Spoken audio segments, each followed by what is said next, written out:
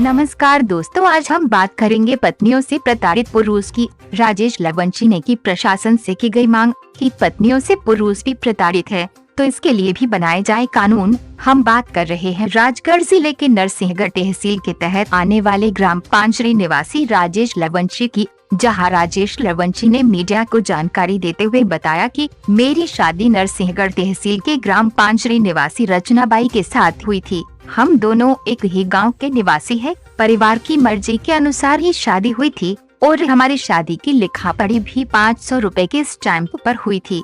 हम दोनों पति पत्नी के बीच थोड़ी सी मामूली बात को लेकर मेरी पत्नी उसके मायके चली गई और कई दिनों तक नहीं आई और इस कारण हम दोनों पति पत्नियों के बीच बिगाड़ हो गया।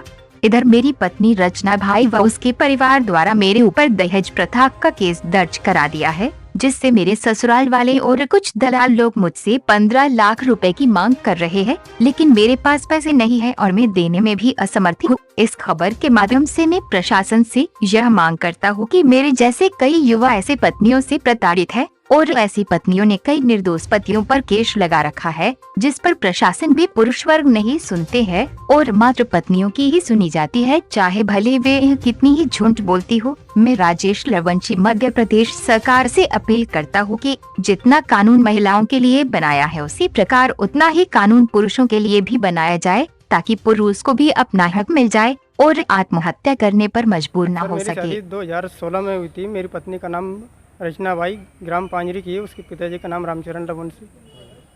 फिर क्या हुआ? सर, मेरी पत्नी एक दो बार आई मेरे घर पे, जिसके बाद में पत्नी उसे अचानक क्या होगा जिसके बाद में उसने मेरे ऊपर 498 का और 125 केस लगा दिया। और अब आए दिन वो जब भी यहाँ आती है, जब मुझे धमकी देती है कि मैं तुम्हें मरवा दूंगी, तुम्हें जेल करा दूंगी, ऐसी धमकी देती रहती है वो। और क्या आपका केस, आपके ऊपर केस लगाया उसने? हाँ, लगा रखा ना। कैसा लगा है? सर, अभी वो 15 लाख रुपए की मांग कर रही है। कैसा क्या उसने? सर, वो तलाक के लिए, राजीनामे के लिए 15 लाख रुपए की मांग कर रही है। अच्छा, आप राजीनामा कर रहे हैं तो 15 लाख मांग रही है? हाँ। तो आप दे देंगे 15 लाख? नहीं सर। तो फिर क्या, अगर नहीं दोगे फिर क्या कर रही हो? सर, अभी मैं एक दिन मेरे घर के सामने बैठा था, अभी 29 तारीख की बात है।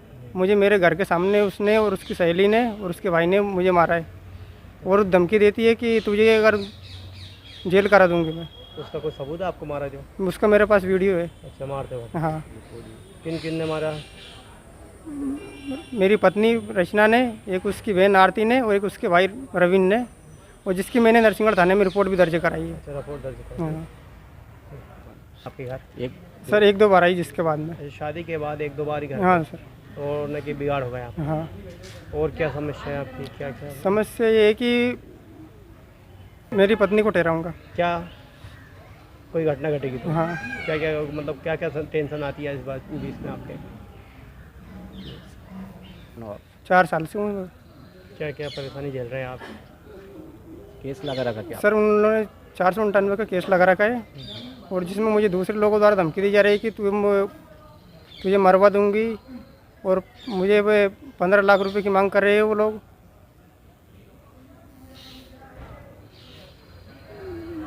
इसमें प्रशासन से मैं न्याय चाहता हूं ताकि हम पुरुष वर्गों को सहयोग मिल सके और इसी प्रकार की कोई परेशानी नहीं हो ना, और इसी प्रकार की कोई दूसरे भाइयों को और मुझे कोई परेशानी ना हो।